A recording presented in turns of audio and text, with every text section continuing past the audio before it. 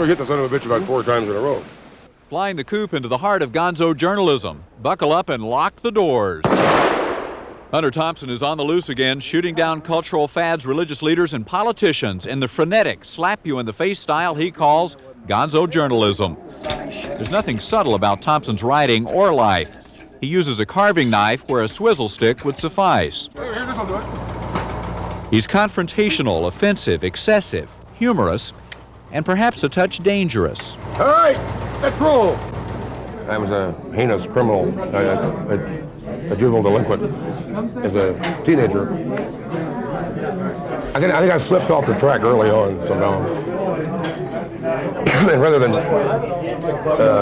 maintain it, I had to learn to live with it. I can back off and watch myself sometimes and think, uh-oh, what's he going to do next? It's here under the stuffed boar at the Woody Creek Tavern outside Aspen. The author of the new book, A Generation of Swine, holds court. At 4 in the afternoon, Thompson has just started his day with breakfast and what should be a paralyzing combination of 2 Bloody Marys, 3 beers, 3 shots of Irish Bailey's cream, and 2 water glasses of scotch. It's hard to believe the man once considered the voice for a generation of youth can still speak. It requires an immense responsibility on my part. I would think so. This is not easy, what you do. No, thank you. 3 miles down the road, a satellite dish scans the heavens, and peacocks stand guard around the rustic Colorado house where Thompson lives and works.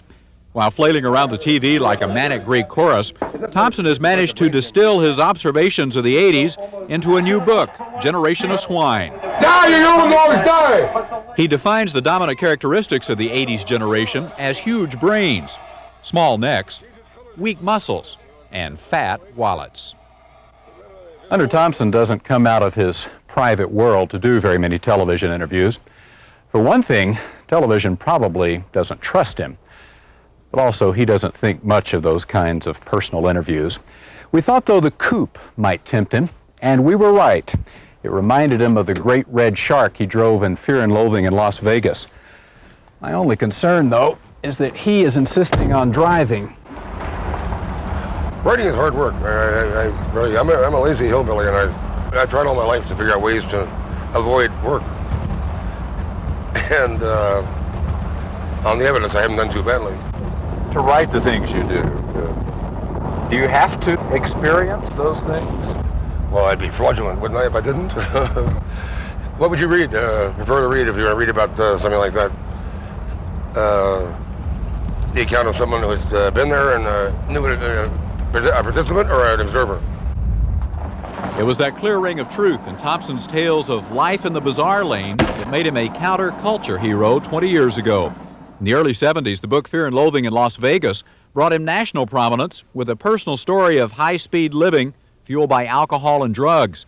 But his hallucinogenic imagination most effectively made him a devastating political commentator. I don't know why I feel like I have to get involved, but I see what happens when I don't get involved. I get pushed around. So journalism is a result-oriented kind of writing. Yeah, I write in order to hurt people. I write in order to move people. With a vengeance, Thompson howls on untamed, while other survivors of his era have mellowed. But has the outrageous image replaced insightful writing? Are his attacks on the current administration easily dismissed as demented overstatements? I have not overstated George Bush. I have not overstated Ed Meese. You can't do that. These people are things that if they came up on the porch, we wouldn't want to drink with them if they had money. Now, when you say statements like that, the average person is saying, oh, that's just... He's drunk. Well, in the Bible, he has his whiskey and he has his guns. He must be nuts. Well, that's what I gamble on. I could be nuts, but I haven't been all the time, have I? How do you want to be remembered? Remembered? I told you, he's a nice guy and an athlete.